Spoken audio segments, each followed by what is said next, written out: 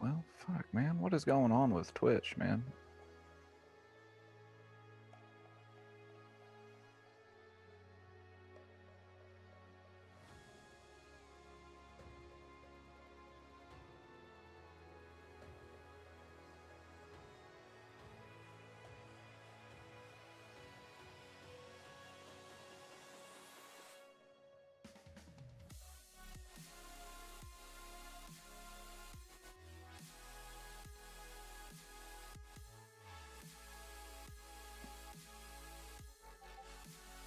Uh, the um,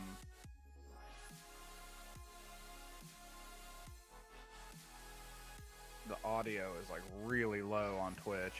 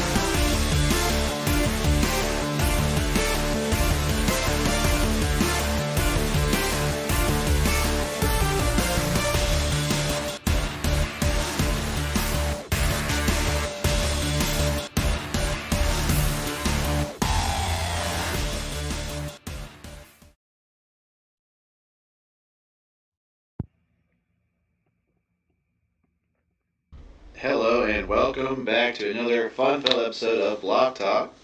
I hope all of you are having a great day. I am joined here remotely by Crypto Fox, so let's get that rolling right here. There he is, juking and jiving up there. Um, Foxtrot, can you hear me? Hey, you know I can. All right. I hope that you are coming through on the audio, so we'll have to wait for the delay to double check that. But I can certainly hear you. Um, so we'll just kind of go from there. Yeah, a little bit of echo. We have so many different um, mics and devices right now. Um, Yeah. I think I should be coming in pretty clearly by now. yeah, you're great in my audio. Cool. So let's go ahead and just double check on.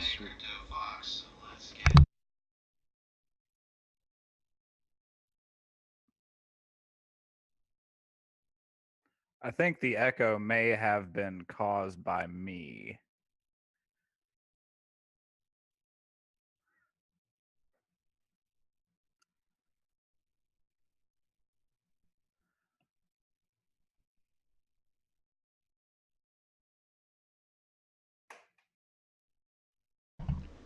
All right, Matt's saying it's good. Thank you, Matt. How's it going today, man? How are things going in the crypto world for you? Oh, me or Yeah, Matt? no, you. Just wondering about my co-caster here. Oh, yeah. No, everything's good, man. I've just been keeping track of, some of the market movement and everything. That Ripple pump that just skyrocketed yesterday Yeah, totally caught me off guard. yep. It's very, very exciting. Here we are looking live at the price changes and Ripple going ahead and doing Ripple things. So we have earlier today, actually, from about 7 a.m. that infamous 7 a.m. pump to about 10:45, we saw an increase from 46 cents to 80 cents. I mean, that's wild. Yeah, it went insane last night. And everybody was, in all the groups that I was in, oh my God, the FOMO is real. Do I get in on this? And I'm just like, I mean, you could, but I mean, at that point, like, you'd be buying into green candles. So, who's to say, reversal is imminent, or at least won't be imminent at some point in the near future? I feel the same way that it's hard to say one way or the other which way it's going to go. Looks like for now XRP is correcting on the 15-minute candles. If we take a look at the 1 minutes, they're moving back. There's some sell off there. Um, that's just how it is. Sometimes you buy in and you get a bit of little initial loss. But one Oh, thing sure. that I learned yesterday, and I want to reiterate for the stream, is that it's uh, when you're looking at something like this, you're not going to necessarily see gains within the first minute of your purchase. So you make a Right. purchase, and basically you're sitting there like, oh well, I'm already going to start having Lambos. I'm already going to start getting 5-10%. But what actually happens is wherever your buy-in point is, you need several people to buy in again after you in order for you to even have a hope. So to mitigate some of the anxiety that comes in when you buy and you don't immediately see profits, just think about what your time frame for investment is. Yet last night Yeah. I felt like going long on BTC and Ripple and some other coins, and I actually bought the damn Ripple. I had it bought at 48 cents, and so Okay. I'm sitting there like, okay, I'm at 48 cents. I should have just left it in there and gone to bed, but instead I looked at it and I said, "Oh, well, I'm going to lose, $50 here. Oh God, I got to sell."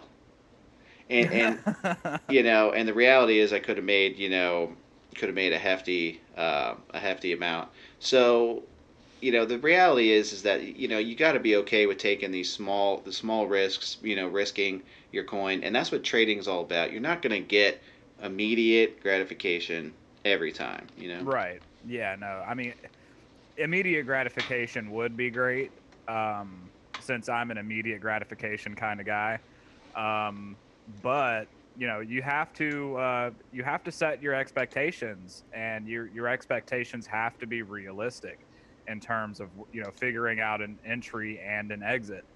And with Ripple, there was so much FOMO happening across the night, where the Yep. gains were just continuously growing and growing and growing and growing, that it got hard to pick an entry at that point. Yeah. Well, it turns out that all entry points were good. So Yeah. we had this massive buy-in. I mean, look at BTC right now, kind of cruising. Um, Mm-hmm. these are some 1 minute candles, so it's going up. It's going up places. If we take a look down the line, there's Everything. there's Ooh. some ether movement right there. Oh yeah. People are snatching it up. And anyway, Matt and I have been talking a little bit about different trading strategies, and I wanted to kind of bring that on stream. Sure. So I mentioned to Matt that I felt like, you know, there's definitely opportunity here in the markets. Even I would say even now, where we're even in kind of a trending a slightly overbought, you might try to get an entry down here around 242, but the days of 230 and 220 and 200 and 179 are long gone. So hey, Justin, good to see you in the chat there. Um, there are quite a few different coins out there for different industries. Some might be spicier than others, and so you gotta do your own research on those. I would say. Is that even a real coin? That's what I want to know. You can look for it. I'm looking. You're probably gonna get some kind of wild videos there. Well, let me. I want to see if it's even on Coin Market Cap. Cum coin. What's the symbol on that? Do we even know? I think he's just trolling. I think I don't. There's not a real cum coin, Mmm. but there are plenty of porn related coins that you can look into. But anyway, some solid movement across the board here. And so anyway, getting back to the trading strategy. So you want to set up what your what your time frame is. That's really important because if you set up your time frame, then that'll help mitigate some of that anxiety about the moment to moment fluctuations in price. For example, let's say I bought in down here at 593. Let's see what my order history was there. Okay, so I bought in actually at 81. So I bought in like down here somewhere. Okay. Yeah. So right now, all that movement from 81 on up is just green profit, Mm-hmm. and so um, you know this little red candle right here might give me anxiety if I looked at it and said, "Oh, well, I'm losing that much more of my profit," or this red candle right here. But honestly, you can shrug off these 1 minute candles because unless you're looking at a specific entry and exit point, they're really more going to give you anxiety and heartburn and they're going to drive you crazy. Um, even in situations where, let's see, I was trading into Ripple, and I want to see if the I want to see if it's still up there. Let's see. There was a coin. Now this is all like small potatoes now. So somewhere in here there was a big candle, and like that one little candle scared me out of Ripple.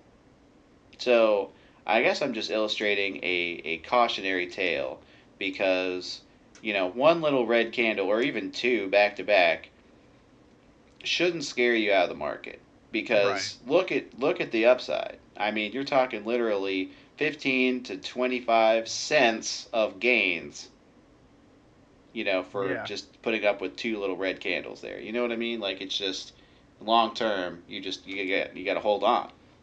Right. Right. This So that's very much getting in on the early pumps of Ripple is very much a wait and see kind of thing. And those who were patient and those who have been hitting the gym and strengthening their hands, mm-hmm. they probably made out pretty well. So congrats to those that weathered the storm. Yeah.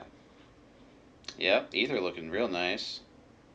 Inevitable correction to follow, but Oh yeah. you know. Anyway, so kind of getting back to it. So it's been a wild week, and I didn't know if you noticed, but Ripple has actually now taken the second position on CoinMarketCap. Hey, it's that pump and volume that did it last night that kind of pushed it into second place. Yeah, I mean, and we've said a long time we feel like Ripple's a good product. It has a good market space. It knows it knows what it wants, and it's going after it. And make me want to dump some Ripple here. Where did I get it? 60. Yeah, 66, 78. So like right here, I'm like a couple cents down on Ripple. Like it's whatever. It'll come back. Um, well within the Bollinger Band. So until it starts moving in and outside of the Bollinger Bands, I'm really not that worried. Right. Um, Yeah. No, I mean it's gonna relatively stay within the confines of that Bollinger Band. Um, until the volume at least sort of corrects itself, because that over a couple hour 2 or 3 hour period where the volume just kind of went up and up. It's going to have some time to come back down because unfortunately the laws of physics do apply to crypto trading. What goes up must come down.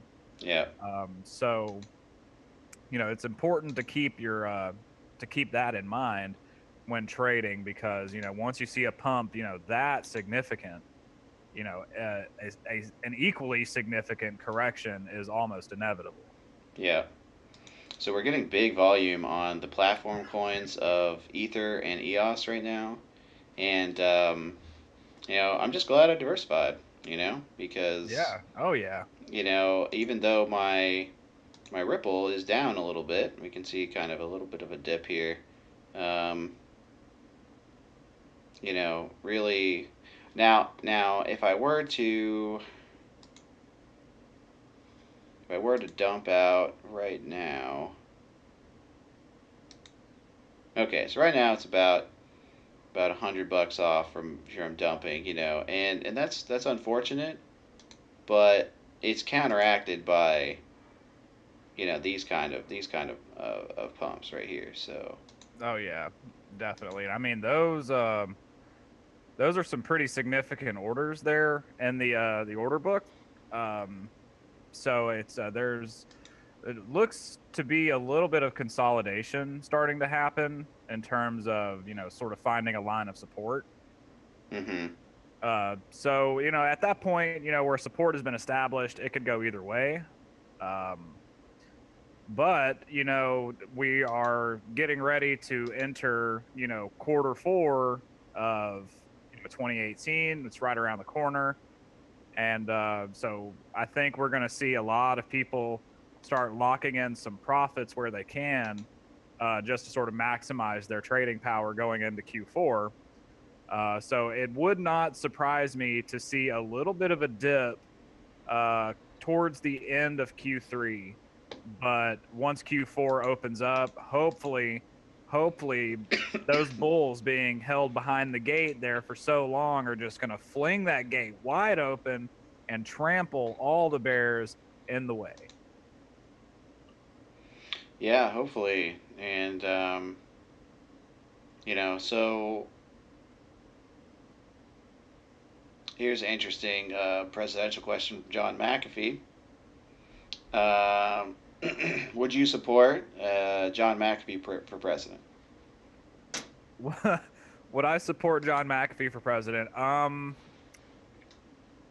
Do I think he has some good ideas in terms of, politics and what have you? Sure. He tends to share a lot of the same libertarian beliefs that I have, but he's sort of created, or he's turned himself into sort of like a meme character.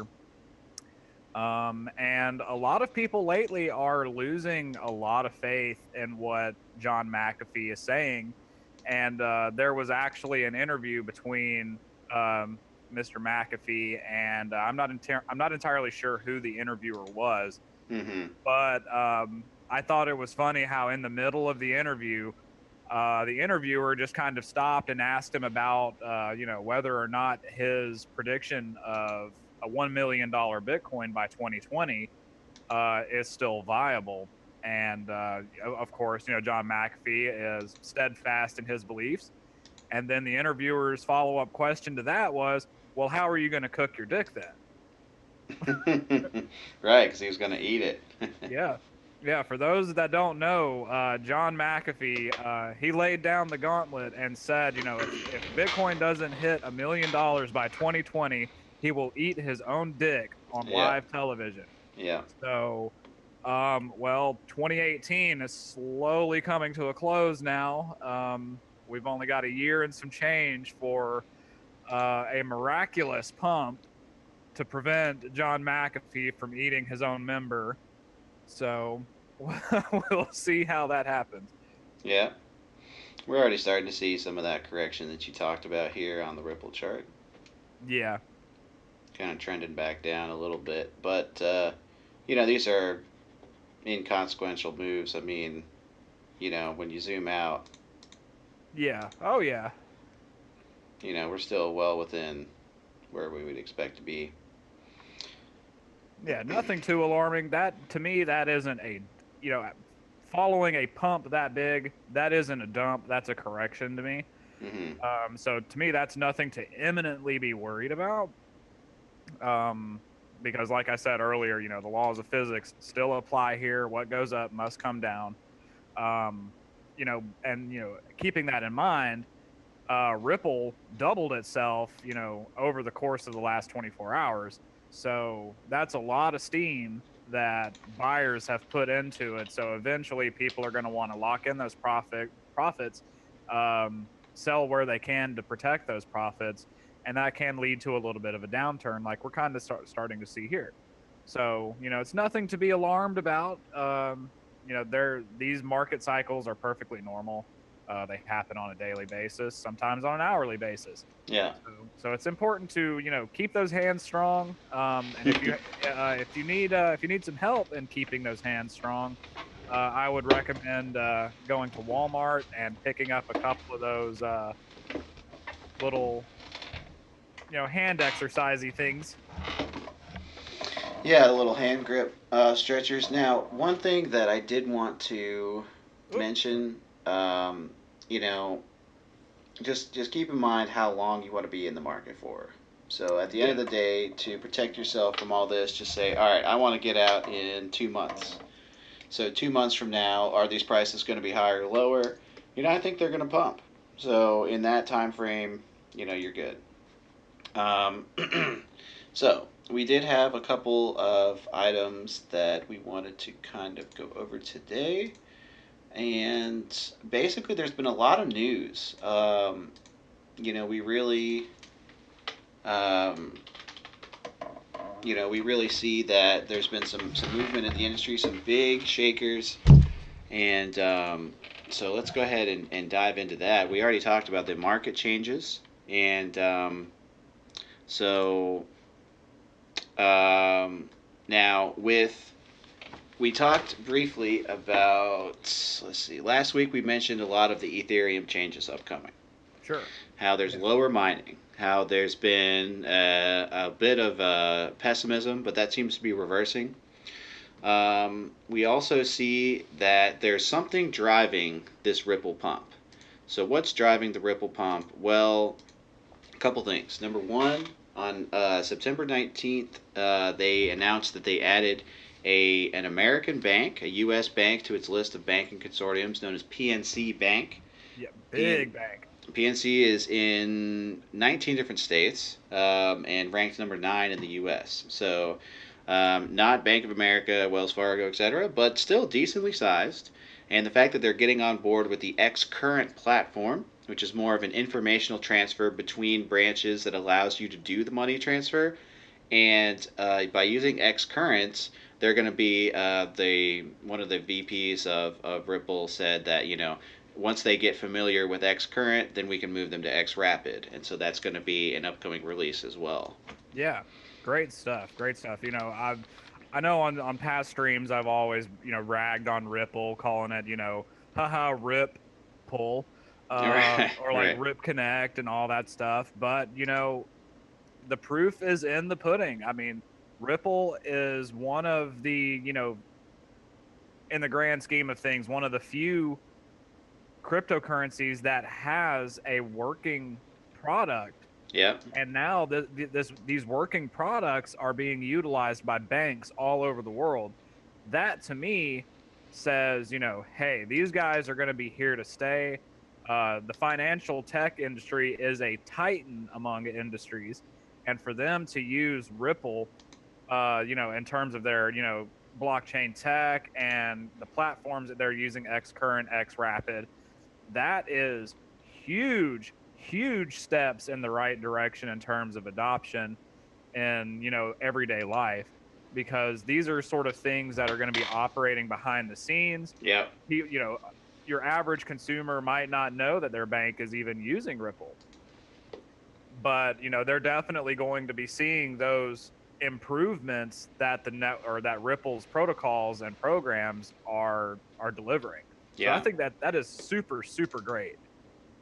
Yeah. No, it's huge, and I would say that thinking about kind of, you mentioned people not knowing that's going on. Well, there are some people who know what's going on, and they are very excited about Ripple.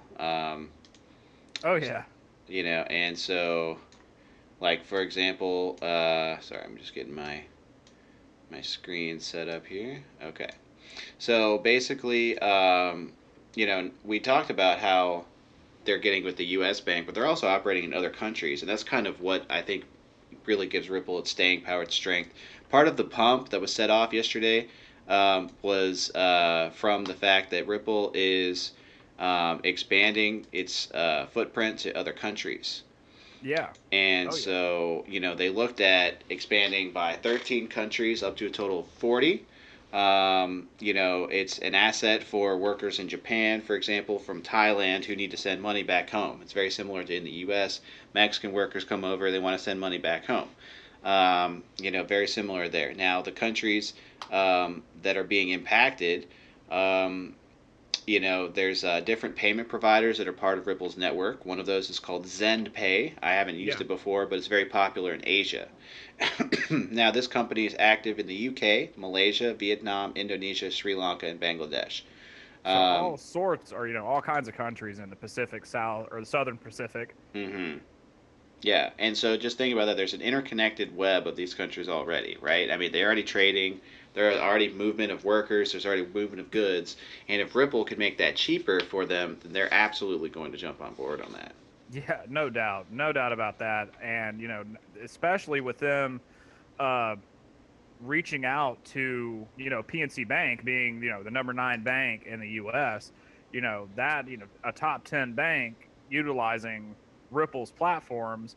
That sends quite a message that's going to, pun intended, ripple throughout the entire crypto sphere. Yeah, yeah, exactly. So I would say that good things are coming. I mean, the fact that they have a plan, they're sticking to it, and they're expanding is big, and that has led people like billionaire Tim Draper to stand by his price target of $250,000 for Bitcoin for 2022. I think that's an interesting one. I think that's a little high personally, but Yeah. it's definitely a bullish signal. And so what that means is that folks are going to key off that and say, well, if it's going to be 250,000 in 3 years, then I'm going to go ahead and buy some now. So it's actually a bullish price driver. Yeah, indeed. Um, the fact that some of these big wigs, they have, they're pinning their hopes on a, 6-digit Bitcoin price. I think, it gives a lot of people hope, and, hopefully that will spur some bullish movement in the market and help, propel that price closer to that 6-digit price point.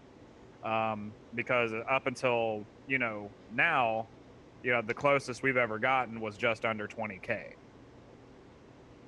Yeah, and which who it remains to be seen if we're going to head back in that direction. Mhm. Um, but Bitcoin trending back down. The trader in me wants to make some moves here, but I'm going to try to refrain. Um, Do it, pump it, dump it.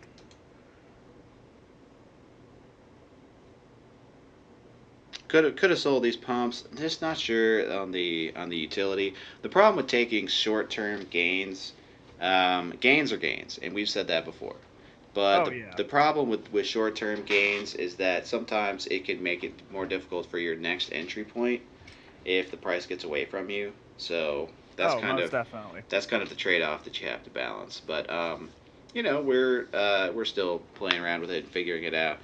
The big thing that I noticed as well is that you'll have way less anxiety if you diversify. True. So if you're all in on one coin and the coin is moving, 0.5% up or down, you're like, oh God, my whole bag is up or down 5%. Ah. But if you diversify, then suddenly, gains in one can outdo losses in the other. Yeah, and I'm a big, big proponent of diversification. You never want to put all your eggs in one basket, because if you drop that basket, guess what? All your eggs are going to break. Um, Yeah. but if you spread those out, losses will be minimized to that one basket if one does go down, so that way you're preventing those losses from reflecting across your entire portfolio. Um, so it is very, very, very important to diversify and spread out your holdings among just a few projects that you're interested in. Whether they're projects that you have a personal interest in, or they're products in which you're seeking some sort of financial gain by trading up on value. Yeah. Um, that's perfectly fine. Just make sure you're doing it smart and you're doing it responsibly, because we hate to hear about anybody in the crypto market, making an investment, and that investment eventually dropping all the way to zero. It's sad to say, we hear about that kind of stuff every day. But that's kind of why we're here, to spread the good word of diversification.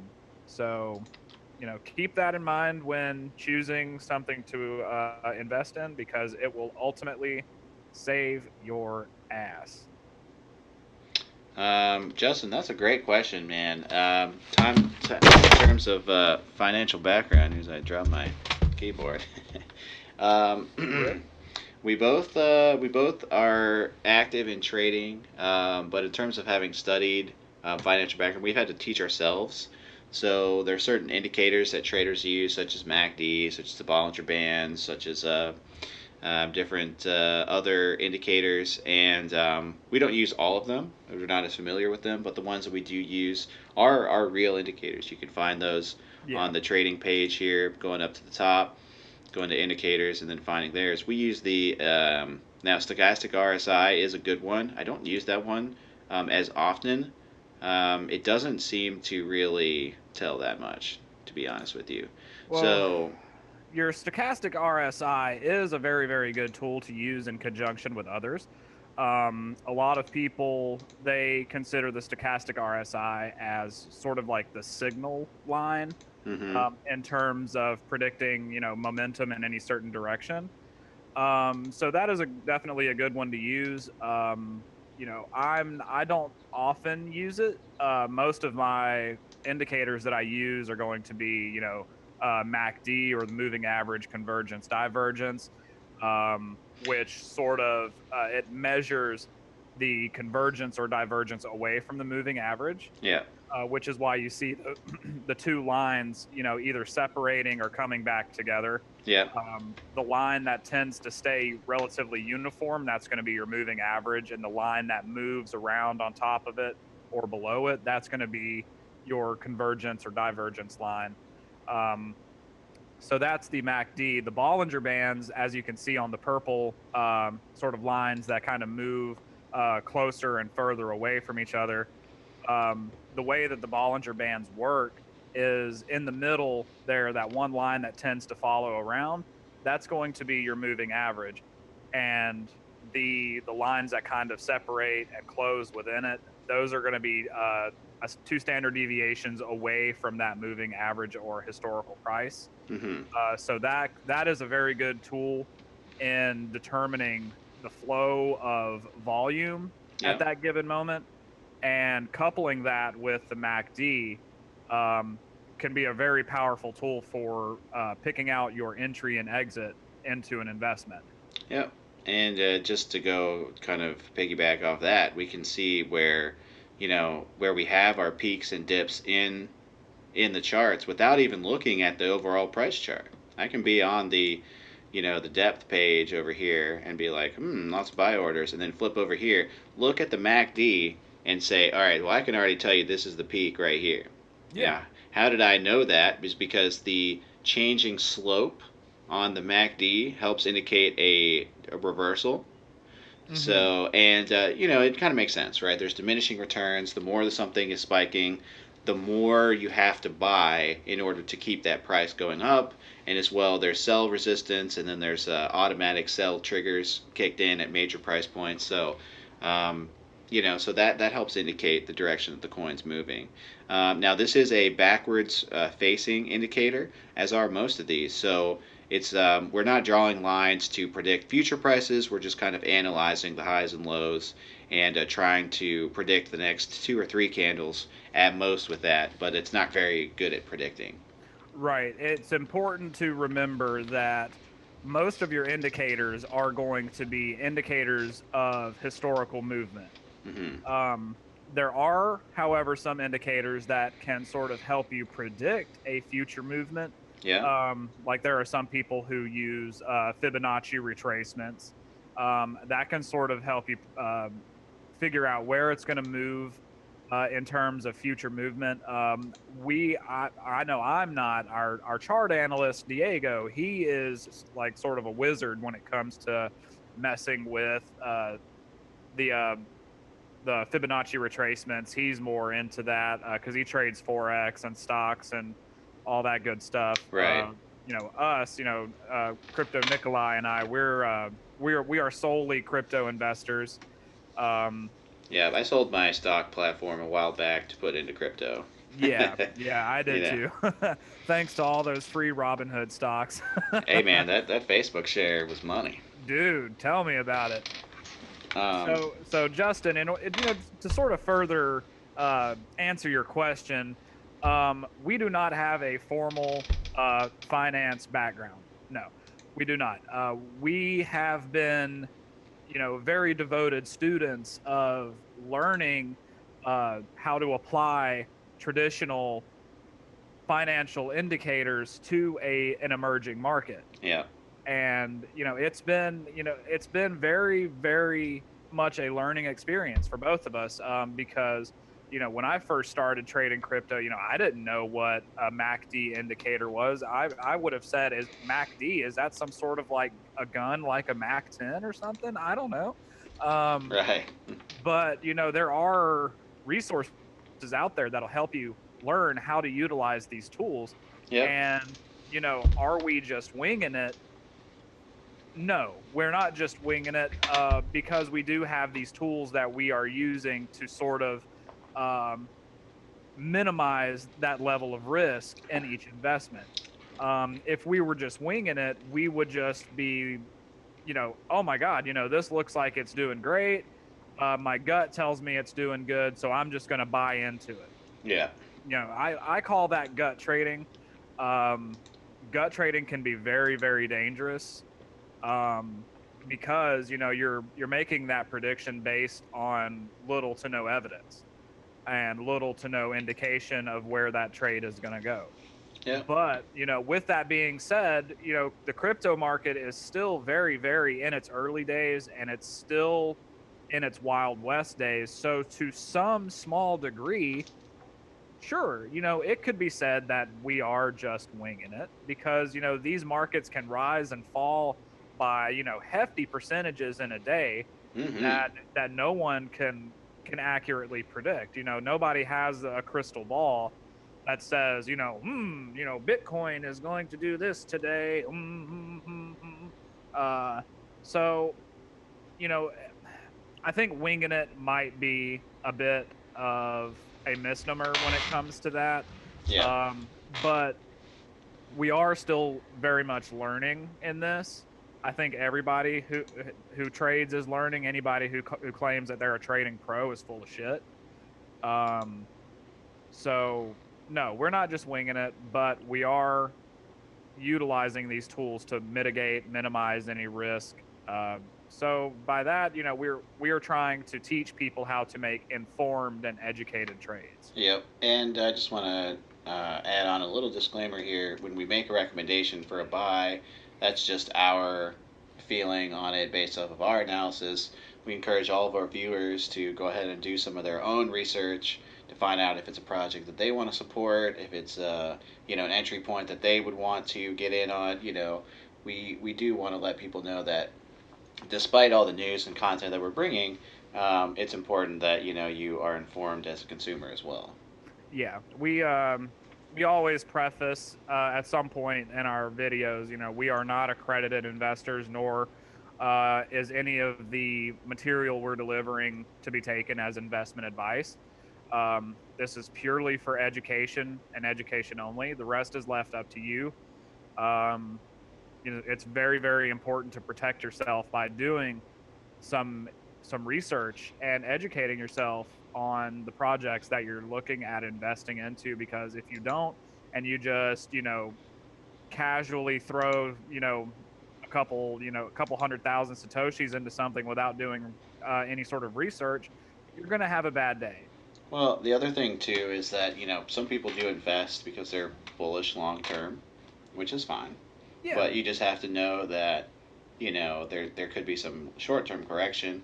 But I think overall, bullish long term investments are the way to go at this point, unless you're very much dialed into those trading indicators we talked about, and also being willing and able to really watch the price, watch the movement, get in at exactly the right time your orders. It's a lot of extra work to do the short term gains, and sometimes not even that lucrative. So it's Yeah. I would say just go long. We're at lows here in terms of the market.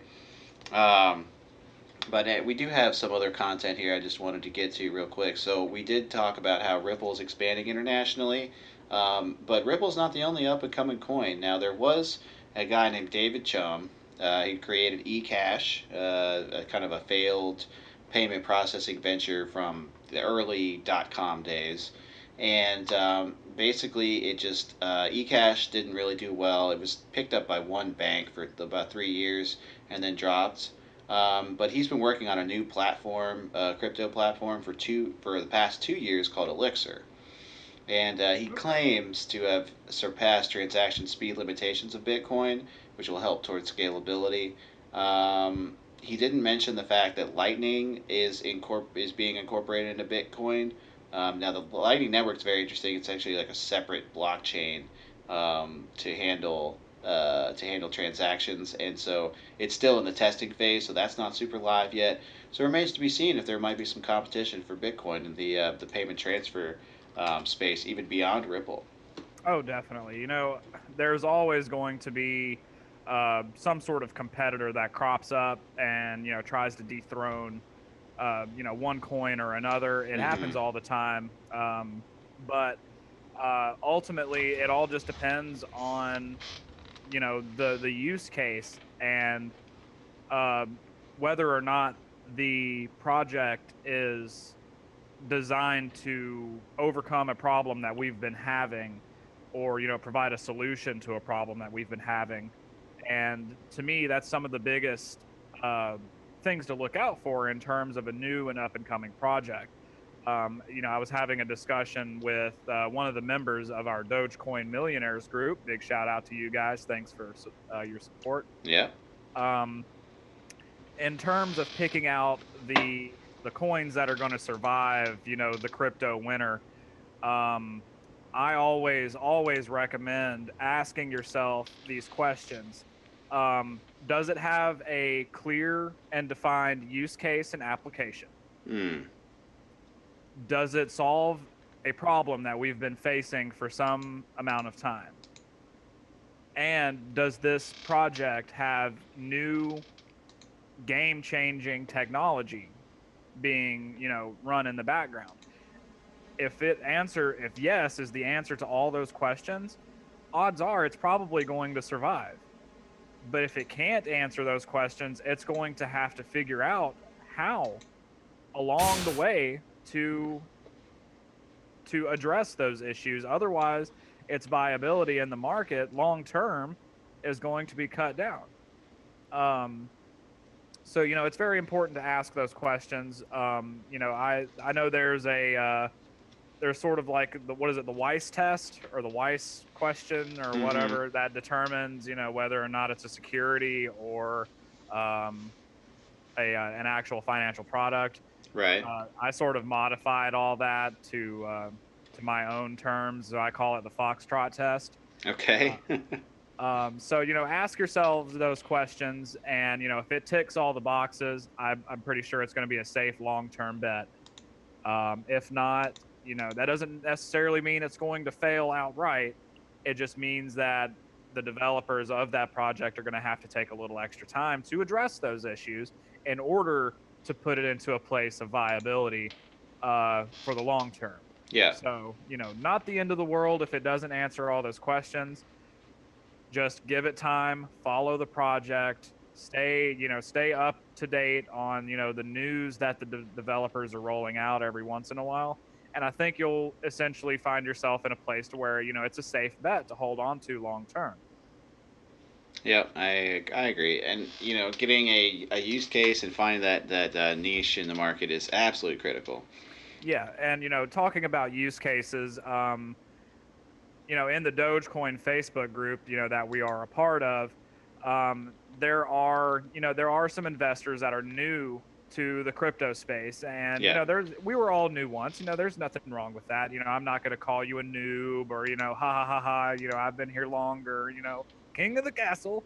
Um, None of that. My job with you guys is to help you sort of get to the same place that both Crypto Nikolai and I are on, or at. So when it comes to the success of Dogecoin, and I get this question a lot, where will Dogecoin be in a year? Where will it be in 2020? Well, the big question is it going to survive the next year and a half almost? And if I had to give an answer right now, yes, it will survive, but I can almost guarantee you it's not going to be at the price point that everybody wants it to be. Why is that? Well, A, it doesn't have a clear and defined use case and application yet. No, it really doesn't. The tech that they're working on just isn't quite ready. Right. And, Dogecoin is a hard fork of Bitcoin. So, there were a group of developers that, decided to implement some of the Bitcoin protocol and sort of steer it away and create their own project. Forks happen all the time. We're about to see one happen with Ethereum, with Constantinople. Yep. So, that's not, forks are a big deal. Yes, they are a huge deal. But ultimately, I don't think that's going to be a final determination and a success of a coin. But on with Dogecoin, I feel that if the developers, Jackson Palmer, and all those guys over there, if they can get a clear and defined use case and application, huge move for Dogecoin. Um, getting the Doge Ethereum bridge up and running. A couple weeks ago, they tested on a Wednesday a few weeks ago, and the bridge that was, or the demo turned out to be a huge success. That's awesome. Um, but now I think here's they were where still I, working on test nets at that point, weren't they? yes, yes, it is. It's still very much on the test net. There was a little bit of confusion there about whether or not the Doge Ethereum bridge was going to go live immediately following Yeah, the demo. yeah. The answer is no, it's not. It's still in development. There's still a lot of work that needs to be done.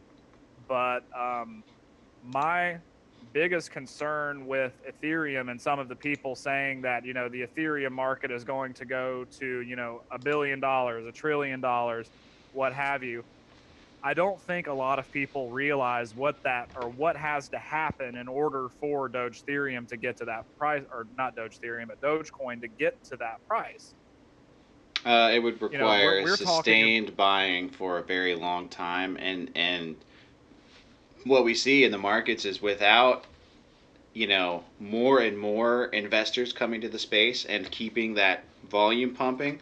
I mean, look at the volume for Ripple. Ripple's volume 24 hours in the USDT trading pair is over 400 million. Yeah, Okay, so for 400 million, um, $400 million has flown in and out of the currency, and you know Doge just doesn't have that kind of volume just yet. I mean, if we look at Gate.io, the top Doge volume uh, place, well, one of them anyway. You can get some on Hit BTC and Polonia. Actually, Gate.io is pretty far down, but there are options. But anyway, if you look at it, the volumes, it's there on Poloniex into BTC. So we really it's $2.7 million, okay, versus the 400 million that we saw pump Ripple, and in order to get there, Doge would need like days of that. You know what I mean? So it would be basically them just having an outrageous run for multiple days in a row. It's just not realistic. So right. Because I mean, um, the combined total daily volume of Dogecoin right now is at $24.3 million. So, in order to see those kinds of price points in terms of Dogecoin gaining ground and value, yeah, that volume is going to need to go way, way, way, way up. The market cap, that's going to need to go up as well. And there are talks, rumors about putting a cap on the Dogecoin supply, and that can help in terms of propelling that price upward. Um, so we'll just have to wait and see now that if that would that. impact miners though, wouldn't it? Dogecoin miners. Yes, yes, it would. By putting a cap on the circulating supply, it would affect the difficulty rate for the miners. But in a follow up statement, one of the developers said they have no intention of cutting back on the mining rewards paid out to the miners. Okay. So people So are still going to, for the short term to medium term, people are still going to be able to mine Doge. I know we have a number of Doge fans in the Discord. So that'll be something that they'll want to key into. yeah, Well, absolutely. speaking of Doge, we had a bit of a Twitter interaction this week between Jackson Palmer from Dogecoin and Elon Musk, the Yeah, noted genius technology entrepreneur. And so Elon Musk has had a number of fake Twitter accounts try to use his name to do ether scams. So they'll set up and say, right. hey, send us zero point 0.5 ether and we'll send you back 5 ether. Or Yep. send us 1 ether, we'll send you 10. And all those are scams. You know, Yep, there's it's only no, a matter of time before Elon Musk is going to have to put Elon not giving away Ether Musk. right? We need to add that on Twitter. I think it's spicy. Um, so anyway, what happened was so Elon Musk reaches out to Jackson Palmer and he says, "Hey, there's all these spam bots. using my name because you had an issue with this years ago. How did you fix it? So Jackson Palmer just went over to his GitHub, found a script that he uses to clean, Twitter and report those accounts of any kind of bot and fraudulent things based off, different search parameters. Yep. And they both agreed that Twitter could be and should be doing more. Oh, And absolutely. if they have a simple script that they can run that helps identify these fake accounts, why can't Twitter do that? Well, maybe they haven't developed it yet. So, but interesting that even Elon Musk turned to Jackson Palmer and said, "Hey, I could use a hand with this." Yeah, no, I think that's great that Elon Musk has always been a very strong supporter of cryptocurrency. Um, he's very much a believer in that cryptocurrency is the future, Mm-hmm. and for him to reach out to Jackson Palmer, the developer of an up and coming cryptocurrency, especially one that Dogecoin's been around for a hot minute. Yeah, Um, years, years. Mm-hmm. for him to reach out to Jackson Palmer for that sort of assistance, that is exactly the kind of harmonious balance that we need where, average everyday citizens can reach out to somebody in the cryptocurrency and blockchain tech industry and be like, hey guys, we need help finding a solution to overcome an everyday problem. And, Jackson Palmer being, such a generous individual as he is to step in and help Elon Musk, that is fantastic. That is great, great news. Um, there was even a whether or not the tweet was serious or not. There was another tweet from Jackson Palmer to I believe United Airlines about using some sort of script that Jackson Palmer had devised in order to overcome some sort of issue they were also having. Right. So, you know, these sort of, these developers in the blockchain tech space reaching out to everyday, corporations that exist outside of blockchain tech. Um, I think that's great. Seeing that sort of, collaboration starting to happen there.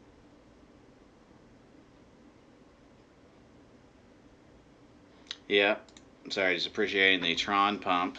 It wasn't a bad one either. All these pumps, man. It was a huge day for the crypto markets. Oh So, yeah. we did kind of discuss the ins and outs of it. We're curious to hear y'all's feedback on the simulcast. We haven't done it as much as having the just regular two-person stream, but I'm definitely. I think it's very flexible and allows us to kind of hit two different birds with one stone there.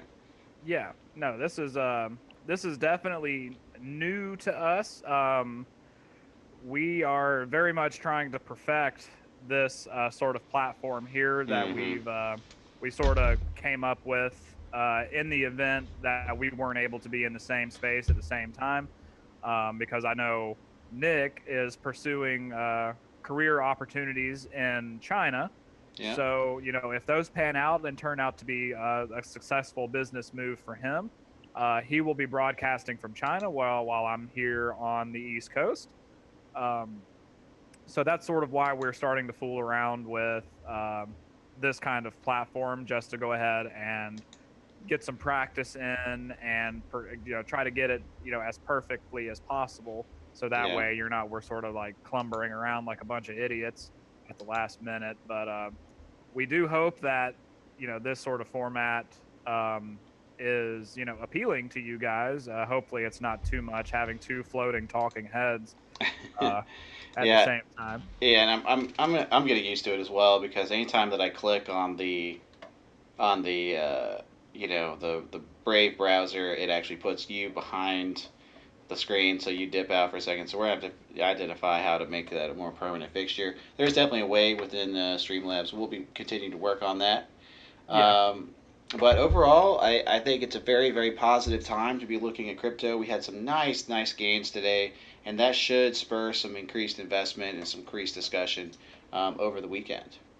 yeah, most definitely. And typically weekends tend to be a bit bearish. Everybody trying to lock in their profits that they've made throughout the week. So there tends to be historically some dipping towards the weekend. But in this case, I think we may see some sustained pumps lasting throughout the weekend. So, we'll just have to wait and see how that all pans out. Yep. And I agree with that. Now, one thing that will help keep the pumps going is just increased confidence in what's going on. And, Hmm. really, in order to restore that confidence, I feel that there are regulatory agencies, there are governments that do need to step up. They need to beef up things like security, cybersecurity. We've talked, a bit on your end about wanting to get involved with cybersecurity because I think that it's a definitely an area that needs attention. We saw just government offices in a city in India were infected by scripts that basically were hijacking and cryptojacking their basically their computing power and using that to mine cryptocurrency just while the computers were just there. Yeah, yeah. The hackers did manage to implement a bit of code, which I believe was in the form of a browser add-on, if I'm not mistaken, which then allocated that computer's computing power from the CPU and GPU and turning that into hashing power to devote towards solving, the algorithm to receive, Bitcoin rewards. Yeah. But what's funny is that I'm not sure if you remember, like a couple years ago, there was a huge computer virus that just absolutely devastated consumer computers as well as business. It was Mm-hmm. called the WannaCry virus. I think I remember seeing something about that. Well, as it turns out, the developers of this mining virus, they named their virus WannaMine. Oh, okay. And so they were just hijacked. They made off a little bit of money, so definitely security, especially in countries like India that are looking to move to digital currency. The Indian government hates cash. It's used to as a way for criminals to launder money and to kind of hide their paper trail. Yeah. So India is definitely looking to fix that. But we talked about security and regulatory groups jumping in, and the state securities Texas State Securities Board issued three emergency cease and desist letters this week, just targeting different scams. And one was a Russian scam, Bliat. Bliat, Um, man. and basically the thieves were attempting to appear like a mining organization based out of the UK. In reality, they were based out of Russia.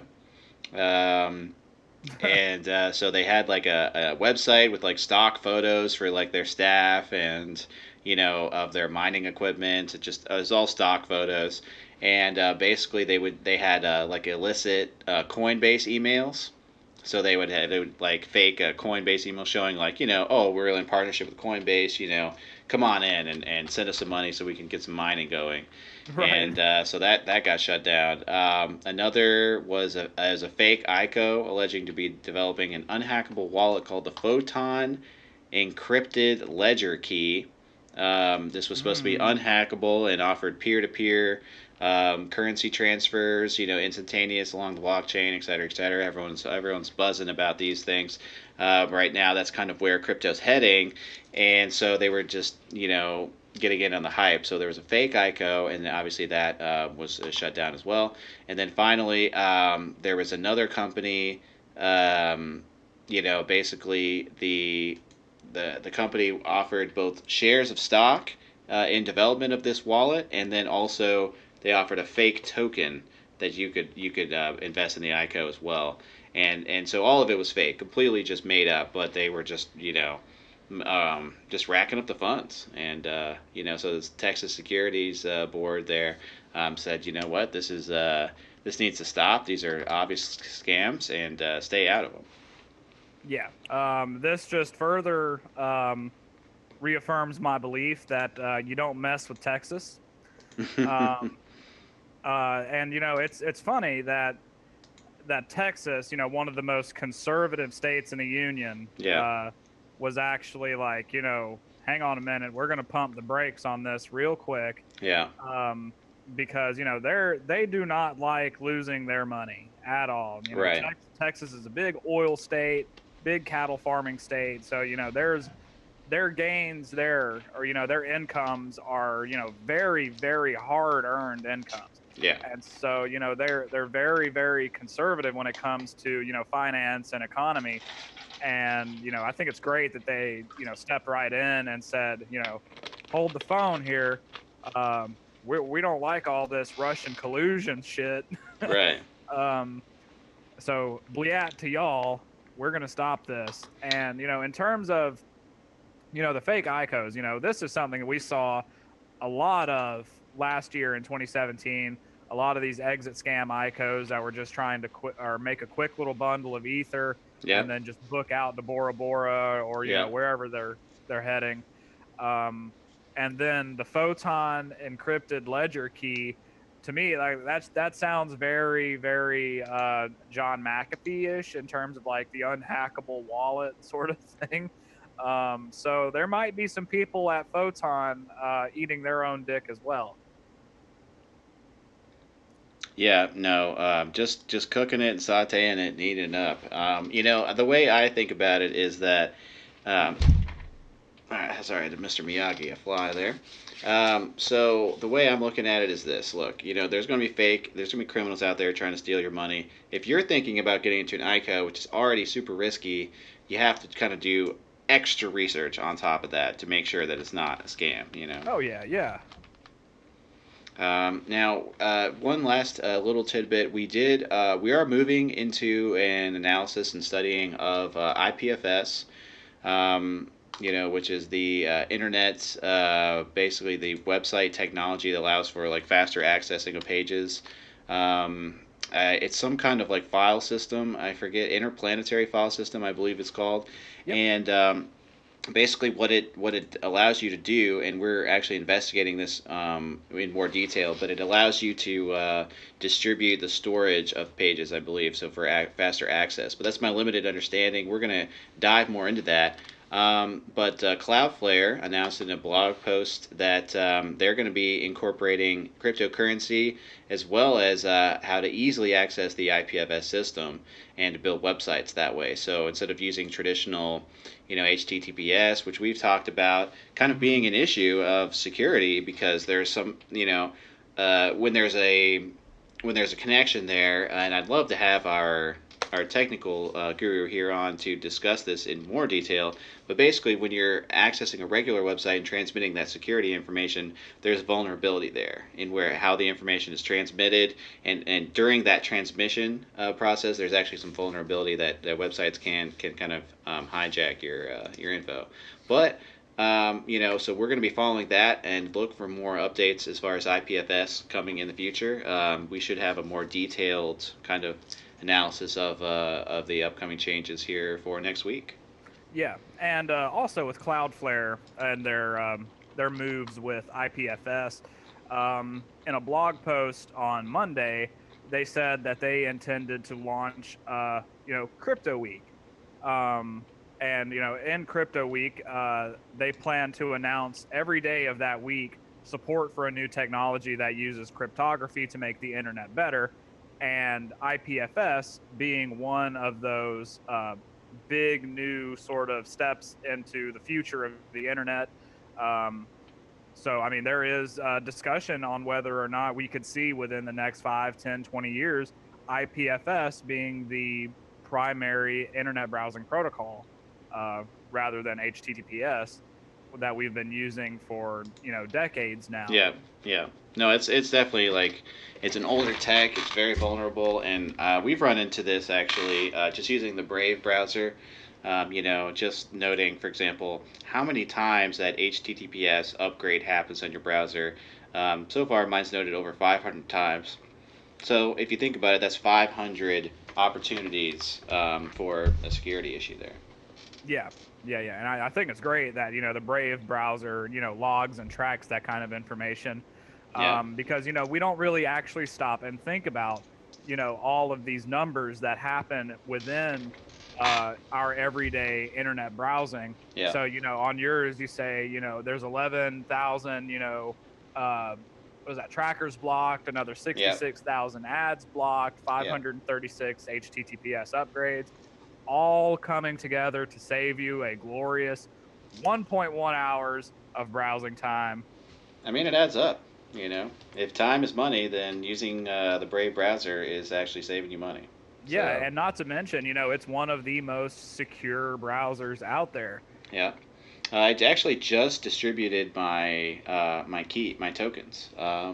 Brave gives you the ability to sign up for some free tokens, and then you can distribute those to your most commonly viewed sites. So mine are like video streaming sites, Binance, stuff like that. So basically, when I'm on there for long periods of time to help support the site, Brave will anonymously send out those payments, and they've actually partnered with ADA, I believe, and using some of their payment tracking. I want to say, I'll have to double check on which company it was that they used, but they're actually in partnership on the Brave browser to help secure those payments. So a lot of Yeah. collaboration in that space. Great. I love it. Cardano ADA is one of the greatest projects out there. It's actually one of the Coinbase 5 like we've discussed earlier. Yeah, They're 88 did more well over the past day as well. Yeah, absolutely. ADA is more of an education based token Mm-hmm. planned to be used by like schools, colleges, what have you. So to see them sort of step outside of their comfort zone, if you will, and help Brave browser Yeah, and allocating those Brave token or basic attention token payouts to these different content creators. I think that is the exact kind of collaboration that we need in the crypto space. yeah, There's so much technology here in the crypto space to go around. And, it's great to see that, companies that wouldn't normally, mess with that kind of tech, sort of step in and say, like, hey, we have a solution for that. How about we help you out? yeah. That's great. I love it. Yeah, exactly. And so that's kind of where we're going to want to leave it for today. I think that on that note of collaboration, and working together, if any of y'all who are watching and are interested in discussing these topics in more detail, obviously live stream during the chat is great, but you can also get in our Discord, which we have available. The Discord is something where we invite all of our community members in the Dogecoin Facebook group to join our Discord. We also invite other folks, just crypto enthusiasts who are not part of that Dogecoin group yet. Obviously, we'd want you to be in both. But really, just kind of getting folks in and keeping that discussion going because we're ready for it and we want to encourage that. Yeah, absolutely. We have a place for everybody in our Discord. We don't just sit back and talk crypto and sit in our ivory tower and talk about how many Lambos we have parked in our garage. Right. Because I don't have a Lambo. I have an Infinity that I'm proud of, but that's a different story. But no, there's very much a place for everybody in our Discord. We welcome all sorts of discussions. Whether it's a casual discussion, a crypto discussion. We just want a safe, fun place for everybody to be able to come together, share their ideas, have a couple laughs. We even have a voice channel for gamers. Mm-hmm. So if there's any gamers within our Discord channel, you're more than welcome to use that. We try to make it a one-stop shop for everybody. That way, all of the information that we share is reposited into one place. So definitely stop by and check out our Discord if you're already not in there. If you do want to join into our Discord, please just say something. Don't hesitate to reach out and let us know, and we'll be more than glad to bring you in. Yep. You can also send us a message on our official Facebook page. Which we definitely would. Okay. I don't know why that's even saved. But yeah, basically, we invite everyone to hop in and get on our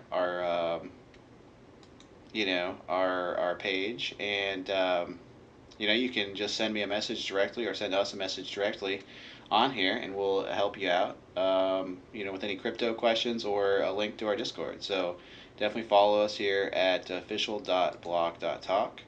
And Yep. you can get through to there, or you can go through our Dogecoin blockchain and Facebook page here. So either way, you can get involved and get on social. Obviously, you can also follow us on Twitter at real_block talk. We are very active on Twitter as well as on Minds at minds.com/block talk. Yeah, absolutely. We're all over the place. We're branching out into new avenues of social media all the Mm-hmm. time. Minds being one. We really, really, really like Minds because of its decentralized nature.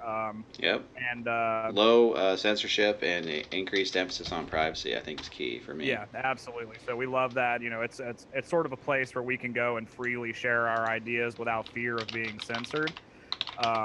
Because I know on Facebook there were a lot of issues where certain individuals within the crypto space were being banned or having their content removed by Facebook. So to sort of alleviate that, we decided to transition into Minds where we wouldn't have to worry about having that content flagged and removed whenever we decided to use it. Yeah, exactly. And so finally, I did want to just briefly mention that if you're interested in getting some sweet Bitcoin or cryptocurrency related gear, you can always head over to borkchain.com and get some great shirts. We've featured some of them on stream, including the HODL with the Titanic. And yours is the BitConnect one, I believe. So that's even Oh yeah. spicier. And then obviously Year of the Doge, FOMO. I got some FOMO today, getting in on that Ripple. But but anyway, so head over to borkchain.com to get some great gear and help support charity work for adopting animals. Yeah, absolutely. A portion of all those proceeds go to helping support animal rescue programs all over the country. So don't feel like your T-shirt was bought in vain. It definitely goes to supporting great things. Because the guy that runs Blockchain Inc., Jr., he's been a huge, huge help and supporter of Block Talk, and we wouldn't have made it this far without him. Yep. He's been kind enough to partner with us. Not only that, he's actually sort of helped us bring in his Facebook group and make our community a part of theirs and their community a part of ours. Just a big melting pot of people. So it's been absolutely great working with Jr. He's been a huge, huge savior to all of this. Yeah, and he actually does accept crypto for purchases.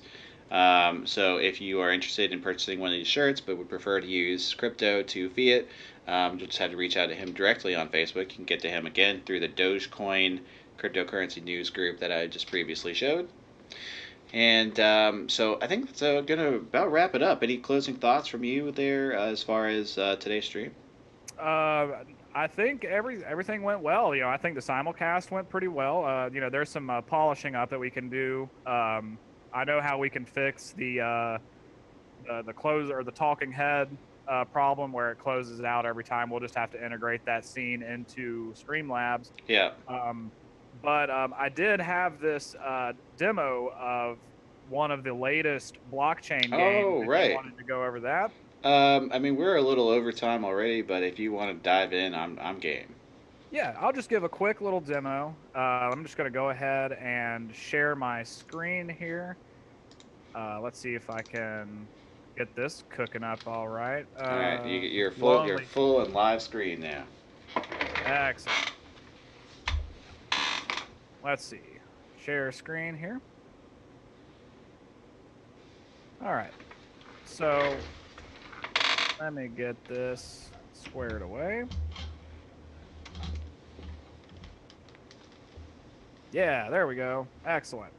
Okay, so Spells of Genesis is a blockchain-based sort of trading card game. I'm not sure if everybody is familiar with how trading card games work, but the premise is simple. Basically, you assemble a team of cards that have various powers and abilities, and then you just sort of like fight other individuals, whether it's AI or other players. and the ultimate goal is to beat your opponent with these cards. So, Damn, bro, you have a lot of completion on those. Just clearing your way through. oh yeah, yeah, I've been playing through quite frequently.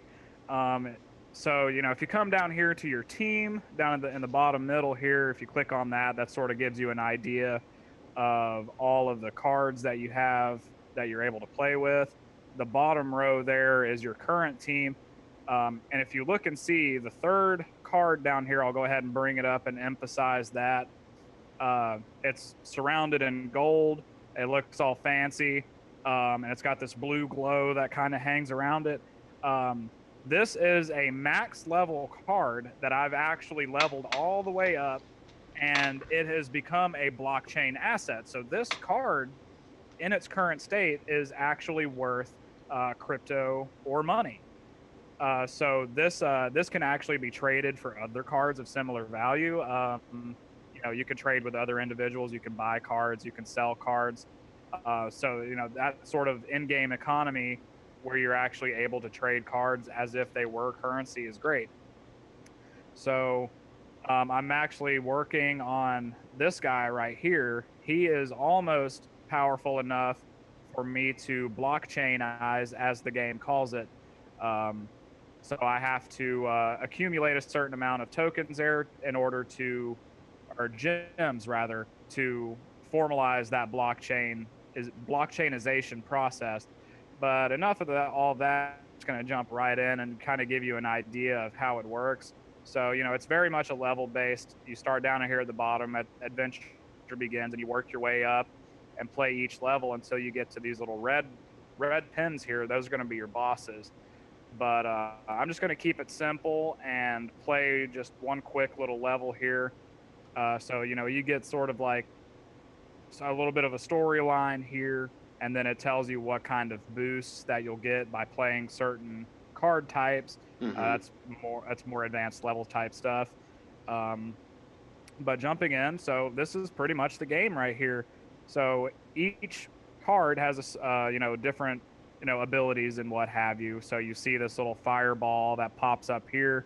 That's basically like a little fire spell that I have to try to reach and hit. But you sort of drag your line and you send a hit out to each one of them.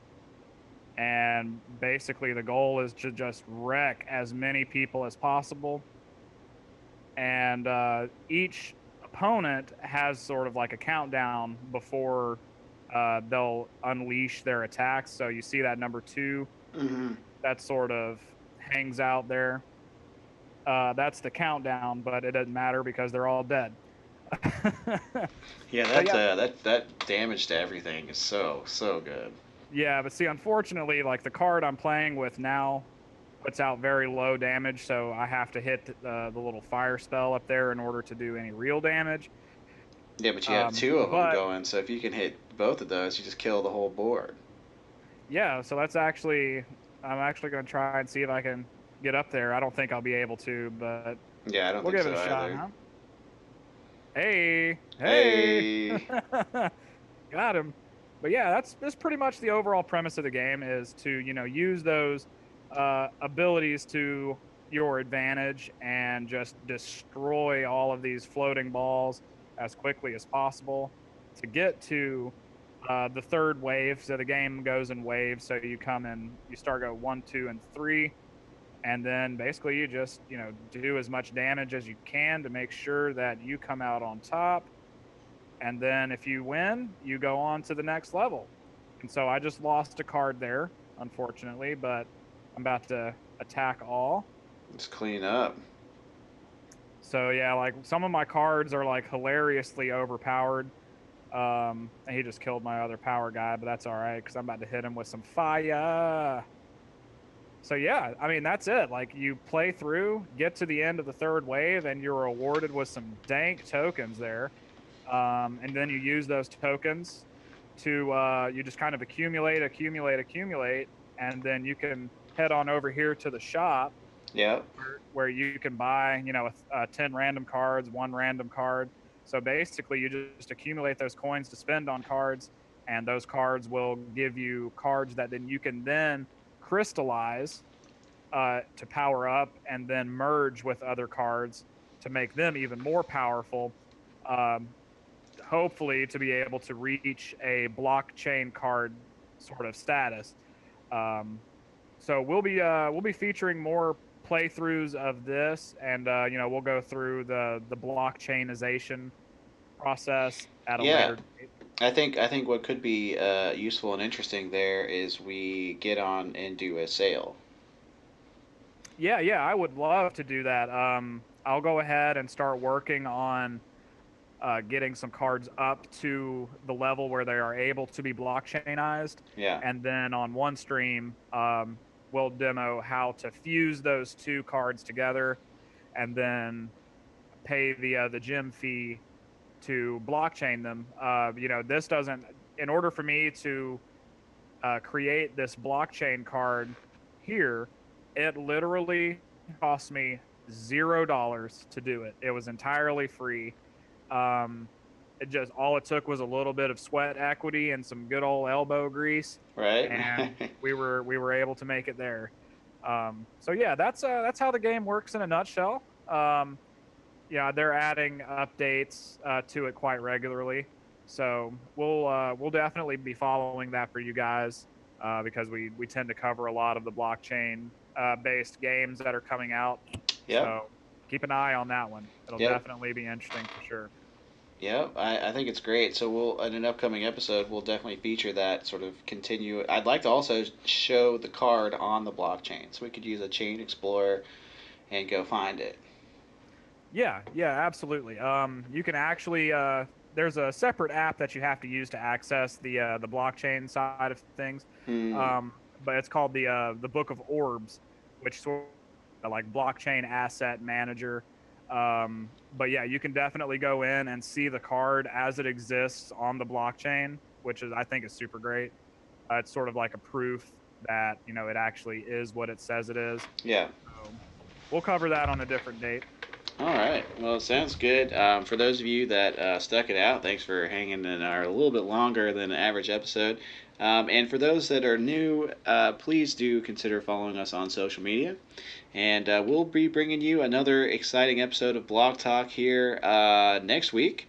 And so please tune in for that Tuesday, 3 p.m. Unless we update that and change the schedule, which you can find on our social media platform. Yeah. Any closing thoughts, Crypto Foxtrot, before we close out here? No closing thoughts for me. Just a big thanks to everybody that tuned in. Thank you, Justin Cakes, for the trolls. Great stuff there. I do like the occasional troll, la la la la la la. But yeah, no, great. Thanks to everybody that participated in the stream chat. Matt Brack, Justin, um, Cytail, even though that's you. Um, but yeah, oh, we did have some new followers that I would like to give a quick shout out to. Let me get those pulled up before we go. We did get a few followers off stream, so I just want to give them a quick little shout out for their support as soon as my followers list will load. Come on now. It doesn't like it because I'm simulcasting here. Come on. Actually, you'll probably be able to see it more than I Well, will. Okay. are you talking about in the recent events section? Yeah, yeah. We should have two new followers, Matt Brack and Justin Cakes. Uh, well, thank you guys both for following. It helps us out quite a bit, and it allows us to kind of build the stream and keep providing content. So thank you so much for that. Yeah, absolutely. And if you haven't considered it already, please do consider donating. It does keep us motivated and it helps us deliver more quality content. Everything that is donated goes directly into the stream. We don't profit off of any of it. We use it to develop, new and exciting ways to deliver the stream. It helps us upgrade our equipment. So please do consider that. It's not required to participate in this by any means, and it's always greatly appreciated. Yep, that's right. So until next time, we will be signing off for now. As always, I'm Crypto Nikolai. I'm joined by Crypto Foxtrot here, who is the excellent co-caster that we have for the Block Talk stream. And thanks again, everyone, for tuning in. And we'll see you guys next time. Absolutely. Have a good one, guys.